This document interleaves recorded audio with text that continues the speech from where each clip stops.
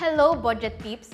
Kamakailan lamang ay nakatanggap ang Pilipinas ng A- credit rating with a stable outlook mula sa Japan Rating and Investment Information Incorporated o RNI.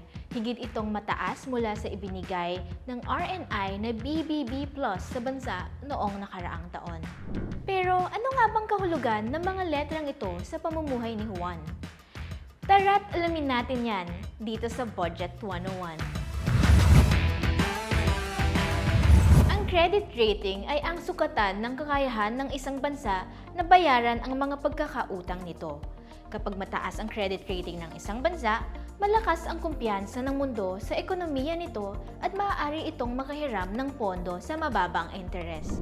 Kabilang sa mga tinitignan ng agencies sa pagbibigay ng credit rating ay una, ang katatagan ng ekonomiya ng bansa, pangalawa, ang track record ng isang bansa pagdating sa pagbabayad ng utang. Nariyan din ang mga reformang ipinapatupad sa pagpapalakas ng ekonomiya at ang kalidad ng pamumuno ng gobyerno, kasama na dito ang mabilisan, transparent at matipid na paggastos ng pondo.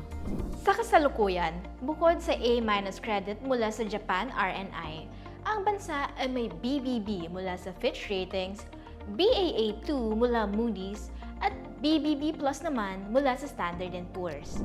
Kumpiyansa naman si Budget Secretary Minay F. Pangandaman na makakamit ng bansa ang A rating sa iba pang credit rating agencies dahil na rin sa mabilis at pangmatagalang paglago ng ekonomiya ng bansa.